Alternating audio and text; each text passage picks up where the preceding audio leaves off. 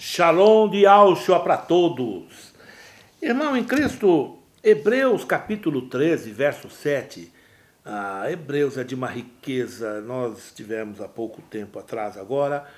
Nós estudamos toda a epístola. É glorioso demais. É maravilhoso. Mas eu quero me ater no versículo 7 que diz assim: lembrai-vos dos vossos pastores, vírgula, que vos falaram a palavra de Deus. Então, o primeiro aspecto é os pastores que falaram a palavra de Deus. Lembrai-vos dele. Alguns poderiam dizer, são aqueles que já partiram, porque você só se lembra daquele que não está mais, não é? O que ele está dizendo é, não só isso, porque se não fosse assim, invalidaria a própria orientação apostólica, que foram nossos pastores primordiais, não é?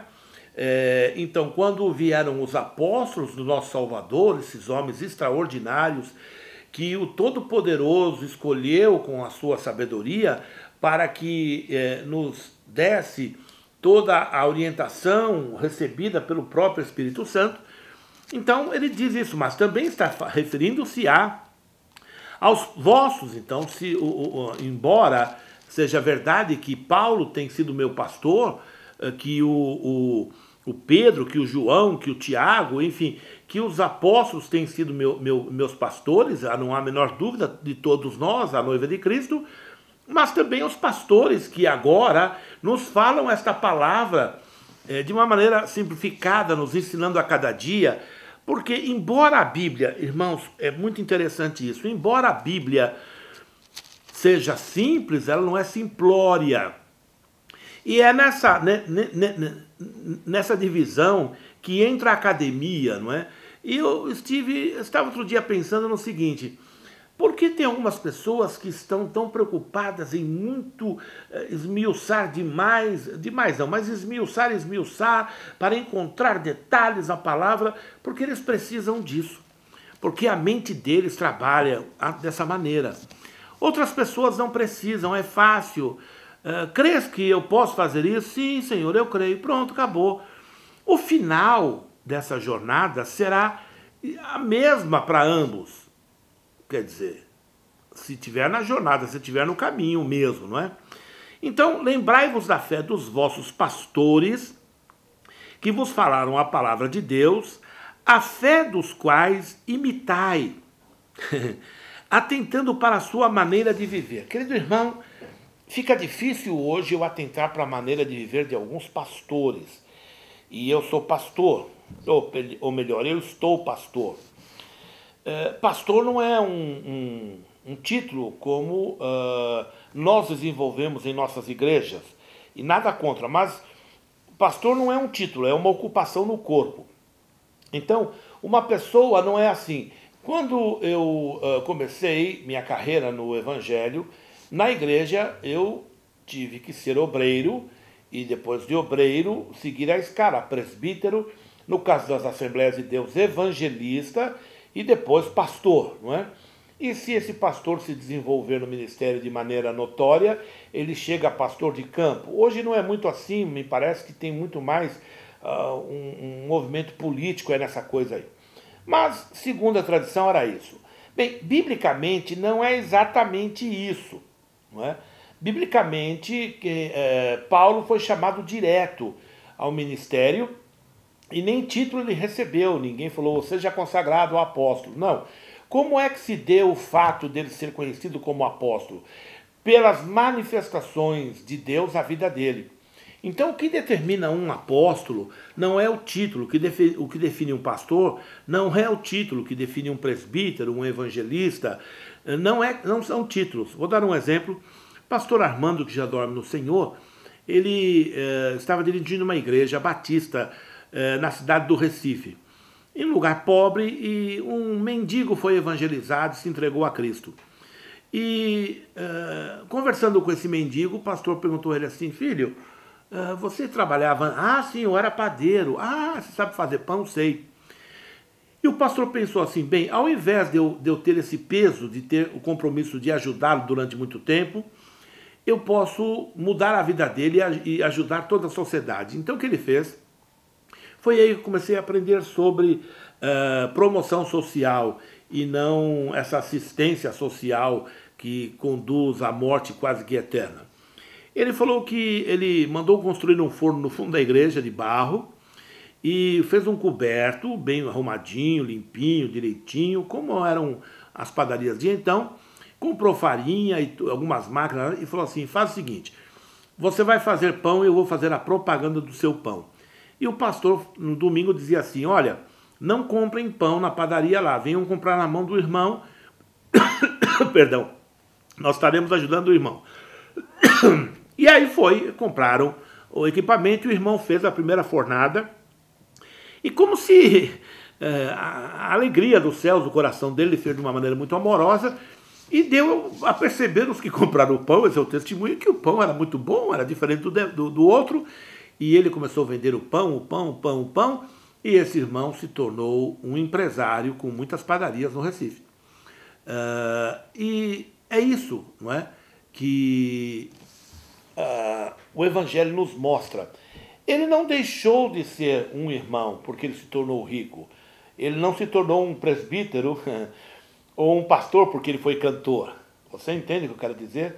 Então hoje na igreja temos aí pessoas... eu era cantor de pagode, famoso, e agora me converti, agora sou o pastor fulano. Irmão, me perdoe, isso não procede da verdade.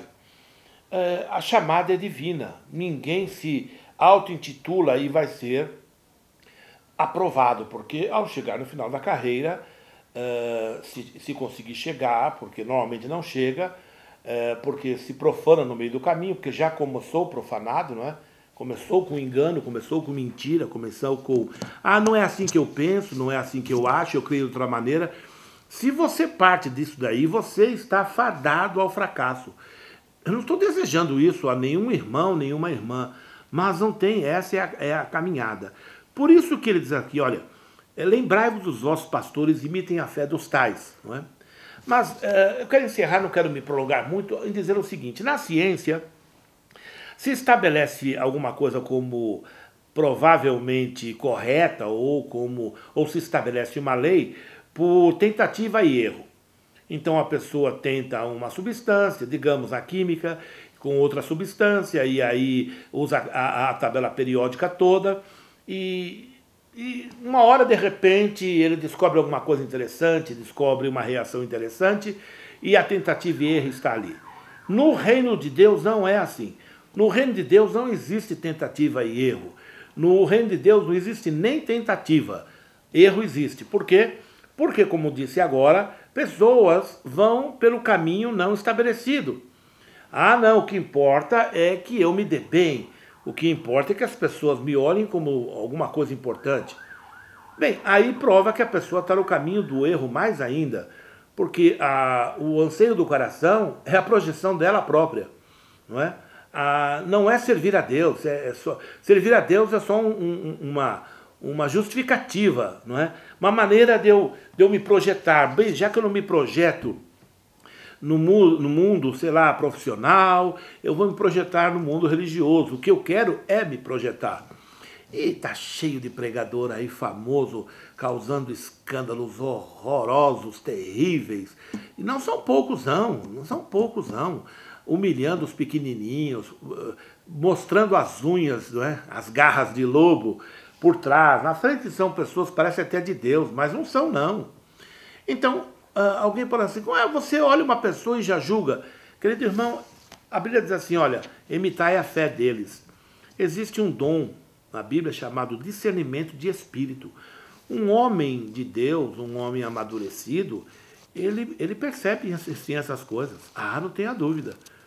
Irmãos, eu não vou citar nomes, não é esse o propósito, mas tem um monte de gente aí na fama que eu dizia assim, olha, vai cair, vai perecer. E eles estão todos perecendo. Eles perecem em tudo. É como uma árvore murcha, eles vão morrendo por dentro. Fazem um esforço extraordinário para manter-se. Porque o alvo é esse, eles querem estar lá, eles querem sair em capa de revista, eles querem sair na televisão, eles querem sair bem na foto. Querido irmão em Cristo, Fuja desta aparência, fuja disso. Sirva a Deus, a sua comunidade. Olha, a melhor coisa da vida é você ser útil a alguém, ao seu vizinho, ao seu irmão em Cristo, e entender que não existe tentativa. No reino de Deus é ou crer ou crer. Não tem como você ir à frente sem crer. Ou você aceita a verdade ou não. Se não existe, não, essa é a minha verdade. Tua verdade é mentira. A minha verdade é mentira. Se eu não aceito o evangelho, eu não aceito a verdade. Então, irmão, resumindo, encerrando, nós estamos vivendo dias em que se tem de tudo no púlpito, menos a verdade. Por quê? Porque o povo não quer ouvir a verdade e os pastores querem manter suas casas de negócios cheias e por isso fazem o que o povo quer. Vou dar um exemplo para você. Outro dia um irmão me comunicou que um certo pastor aqui ia fazer um retiro, uma coisa assim, e ele perguntou para os irmãos o que os irmãos preferiam, qual era o tema, se era diversão ou se era, sei lá, estudo da Bíblia, e todo mundo preferiu o quê? Diversão. Ah, mas tem que ter alguma, nós somos crentes, temos que ter alguma coisa aqui de crente. Então chamou lá um pastorzão lá, um pastor lá, não é? Que o papo dele é fazer piada, não é? Para que os crentes mortos fiquem dando risada, achando tudo muito engraçado. Irmãos, isso é muito triste, quando os crentes precisam de humoristas no púlpito. É muito triste. Eu não estou dizendo que um pastor não seja engraçado, não. Eu mesmo solto as minhas de vez em quando, todo pastor, porque o pastor tem o Espírito Santo e a alegria do Espírito Santo, e a gente brinca com coisas, não é? A gente, para não ficar também muito pesado, não é? Mas, epa, vai devagar aí. Púlpito não é lugar de stand-up, não, irmão. Não, senhor. Stand-up é coisa desse mundão aí. Púlpito é lugar de exposição da Santa Bíblia. De mais nada. Alguém falou assim, pastor, chama o rapaz tal, ele foi isso e aquilo. Eu falei, não chamo. Mas por que, pastor? Porque eu não quero ouvir o que ele foi. Ele virá aqui e dizer, olha, eu fui isso, eu fiz isso, eu não quero saber o que ele fez, irmão, não me interessa. Irmão, esqueça as coisas que para trás ficam, não é? Então, eu não sei por que esse povo gosta tanto de saber da vida de artista. Ah, vamos ouvir hoje o irmão que era ator e se converteu, e ele vai contar os bastidores da novela. Eu não quero saber disso. Eu quero saber do Salvador. Eu quero saber daquilo que a Bíblia me fala. Eu quero saber daquilo que satisfaz a minha alma. Eu não quero saber, eu poderia comprar a revista, não sei se existe ainda Contigo, acho que é Contigo, sei lá, Sétimo Céu, não sei se existem, aquelas revistas que falam de artistas, para saber da vida deles, não me interessa. Eu quero saber da vida do meu Salvador, conhecê-lo cada dia mais. Então, a tentativa e erro na igreja não funciona. No reino de Deus não funciona. Então, não venha com a academia para a igreja, porque não procede. Eu estou dizendo com isso que eu sou contra o estudo da Bíblia? De maneira alguma. Eu estou dizendo que eu sou contra que aquilo que você aprende na academia determine o teu limite, determine a tua capacidade de crescimento. Então, irmão, se você cair nessa, eu vou dar só mais um exemplo e nós vamos encerrar. Quando eu era jovem, que eu fui fazer o meu curso bíblico, o que chamam hoje de seminário, naquela época não tinha, como é que se diz, reconhecimento acadêmico, não é? Não tinha nem. Depois veio, não é? Depois de um tempo veio aqui no sul, estava no Nordeste, veio o Pindamonhangaba, Pentecostal, e tinha alguns outros seminários, talvez que já tivessem o reconhecimento do MEC, e tinham as faculdades como o Mackenzie que dava teologia. Mas não foi esse meu caso. Então, quando eu fui fazer o meu curso, lá entre as várias matérias que nós aprendíamos, era a eclesiologia e como administrar, administração geral de uma igreja. Então, nós tínhamos aula desde contabilidade, a atas e a leis e a exigências e os dogmas e regulamentos internos. E nós aprendíamos, por exemplo, que não era decente, ou pelo menos não deveria aceitar que um homem usasse, sei lá, subisse na plataforma de pregação ou no púlpito, subisse onde estava o púlpito para pregar sem gravata, não é? E até hoje muitos ainda entendem que isso é muito importante, sem pensar que a gravata foi introduzida na moda por um homossexual, não é? Outros diziam que a mulher que rapasse a perna não podia estar em comunhão. Ainda hoje você encontra igrejas, por exemplo, que a mulher não pode subir na plataforma onde estão os homens pregando. Querido irmão, isso é de uma grosseria espiritual, de uma falta de luz do Evangelho. Porque se nós somos um em Cristo Jesus, então que discriminação, que acepção de pessoa é essa? E de onde se tirou essa ideia de altar na igreja, o altar onde as pessoas que lá estão são mais puras, sei lá, ou mais dignas, e aqueles que estão na nave, não é, do lugar onde se está pregando, são indignas, de tal maneira, não, a irmã não pode cantar aqui em cima, cante aí embaixo. Isso é paganismo, isso é obra do Satanás no meio da igreja. Então, mas eu aprendia isso. Por isso que eu disse, não permita que a academia te limite. Você tem a Bíblia, ande nela, pense nela. Eu vou contar um testemunho e eu encerrarei. Eu estava vindo da África do Sul e eu tinha ido pregar em 2 países da África. Fui na Suazilândia e fui na África do Sul, South Africa, ou como eles dizem, South Africa. E na volta,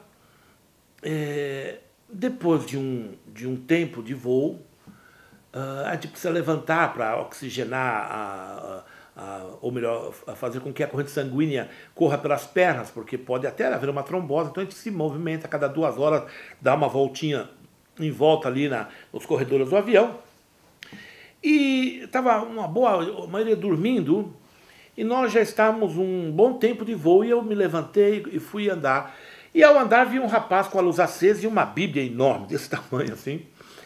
Eu queria saber qual era o horário real que nós estávamos, porque eu tinha estado em 3, 4 horários. Embora eu tentava arrumar meu relógio, eu já não sabia mais quantas horas faltavam de voo, ou a que horas de fato chegaríamos em São Paulo, se era a hora marcada baseado no tempo, né, em que nós saímos lá da África do Sul, enfim. E eu me ative assim perto do rapaz, ele me olhou e eu me dirigi a ele e falei, sorry. Mas ele falou assim, ele falou um sorry meio, ele me respondeu em português. E aí eu falei, você é brasileiro? Sou. Não, minto. Esse foi com o outro. Ele estava lendo uma Bíblia e eu vi que a Bíblia era em português. Eu falei, puxa vida, que beleza, um jovem lendo a Bíblia no voo, é muito lindo isso. Ele falou, eu sou missionário. Pois não, querido irmão, que alegria e tal. Eu também estou vindo do campo missionário, eu vim aqui pregar. Pois não, irmão, e tal. E ele me convidou para sentar junto a ele, porque estava vago. E eu me sentei ali e começamos a conversar. E eu não sabia que tinha um pastor das Assembleias de Deus vindo do Japão. Ele estava na fila próxima do lado do centro da aeronave, e ele estava acordado e ouvindo nossa conversa. E eu não sabia também que na frente, no banco da frente, estavam 2 australianas ouvindo nossa conversa. E nós começamos a conversar, brasileiras vindo da Austrália, e começamos a conversar, e ele começou a me dizer que ele era de um determinado ministério aqui do Brasil, não é? Que tem nome de árvore, e que ele estava vindo de Angola, e que Angola estava uma igreja abençoada, e vidas se batizaram e tal. E então ele falou que o pai dele era pastor de uma igreja aqui na zona norte de São Paulo e pediu para ele, filho, vem me ajudar, eu estou velho, eu não tenho mais forças para continuar e o trabalho não pode parar, são muitas vidas aqui, não é uma igreja com centenas e centenas, mas é uma igreja com vidas.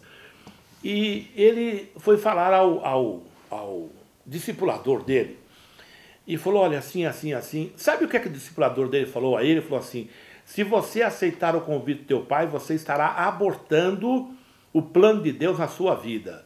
Quer dizer, na hora que ele me falou isso, subiu aqui e entalou, né?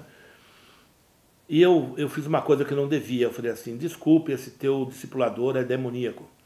Ele tem tudo menos Deus. Ele não está lutando pelo reino de Deus, ele está lutando pelo reino da religião, da denominação dele. E ele começou a me conversar comigo, me fazer pergunta. Você crê em atos proféticos? Eu falei, não, eu creio no Evangelho. Não, mas eu não creio. Não, mas eu falei assim, você tem que estabelecer uma doutrina bíblica para isso. Neotestamentária, isto é, do Novo Testamento. Você crê em batalha espiritual? Não, eu não creio em batalha espiritual como essas pessoas ensinam. Se tornaram especialistas em demônios. A Bíblia fala que eles conhecem as profundezas de Satanás. Não é? Não, eu não creio nisso. Eu creio na pregação do Evangelho, na exposição do Evangelho. E comecei a falar. Percebi que atrás dele tinha um outro parceiro dele. Ficou muito zangado com aquela conversa, quis se intrometer. Mas ele falou para aquela pessoa, irmão, fique quieto, eu estou conversando com o irmão aqui. Bem, quando chegamos ao aeroporto aqui, em São Paulo, aquele senhor, um pastor que veio do Japão, um senhor negro, com a sua esposa, seus filhos, me procurou, me estendeu um cartão e falou, pastor, ou missionário, não lembro como ele chamou, irmão, eu ouvi toda a sua conversa. Eu estou te convidando agora para você vir aqui ao Japão, pregar aqui no Japão. Tome meu cartão, entre em contato comigo. E eu falei, pois não, pastor. Eu falei assim, vamos orar ao Senhor Deus e não precisa se preocupar com nada com relação a finanças, porque eu não vivo em função disso. Se o irmão me arrumar uma caminha para dormir lá e um sashimi para comer, tá bom demais. O resto a gente vai se empurrando. Ele deu uma risadinha e falou assim, não se preocupe, irmão, nosso Deus é Deus. Eu falei, com certeza. E ele me deu o cartão, irmãos, e creia se você quiser, eu coloquei no meu criado mudo, esse cartão sumiu. Não é? E eu não me importo com isso. E eu vim embora para casa. Irmãos, passou, eu não sei se 3 anos, uma coisa assim. Há pouco tempo atrás, eu recebo via internet, acho que no nosso site da igreja, um pastor dizendo assim, esse pastor Horácio, assim, assim, assim, e a irmã que cuida, a irmã Luíde, falou assim, sim, é ele. E ele fez um testemunho que me abençoou, ele falou assim, eu quero agradecer a Deus pela vida dele e por aquilo que ele falou para mim naquele avião. Eu tive coragem de tomar minha decisão e hoje a igreja que meu pai pastoreava é uma grande realidade abençoadora na região. E eu entendo hoje o que ele disse naquele dia no voo, e que me chocou muito, mas depois eu vi que eu estava debaixo de um encantamento religioso absoluto. Querido irmão, imite a fé dos pastores que te expõem a palavra de Deus sem perversão. Sem ficar, olha, isso é isso, mas não é isso, é aquilo. Cuidado com esse tipo de coisa. Cuidado com pessoas que pegam um versículo no Antigo Testamento, outro nos Salmos, outro em Apocalipse, para criar uma doutrina que não tem nem pé nem cabeça. Eu vou dar um exemplo a você. Se você é do tipo de pessoa que ainda está seduzida por carnezinho, por talãozinho, ou por livros de oração e coisas desse tipo, você precisa urgentemente conhecer o Evangelho de Jesus. Você é salvo, não tenho dúvida, mas o Evangelho você não conhece. Por isso você vive em tormento. E, curiosamente, esses pregadores colocam esses tormentos. Há poucos dias estive com um irmão, esse irmão veio congregar comigo, e ele estava numa outra igreja, e nessa igreja tinha um carnê do guerreiro, de um guerreiro chamado Gideão. E ele, por mudar de ministério, já faz tempo isso, agora o nome é outro, ele deixou de pagar o carnê e recebeu uma carta, e eu fiquei desejoso de responder a carta, mas ele não deixou. A carta dizia mais ou menos o seguinte, irmão, verificamos aqui em nosso escritório, sei lá o quê, que você não tem honrado, alguma coisa assim, eu não posso ser exato nessas palavras, mas era uma carta de cobrança, com o seu compromisso com a gente e tal.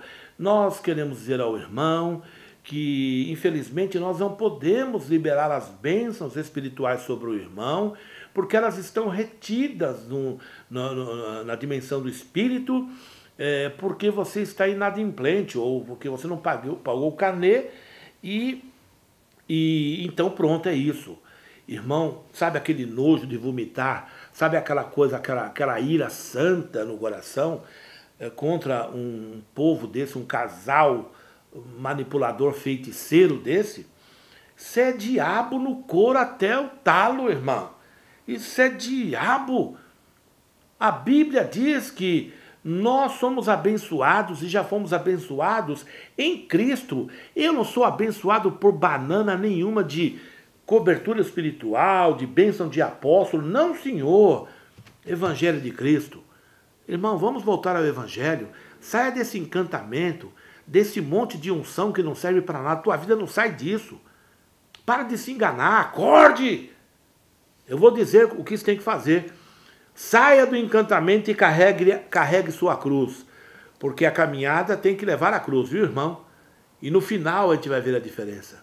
Então vereis a diferença daqueles que servem e daqueles que não servem ao Senhor. Deus abençoe você, Deus te abençoe, irmão.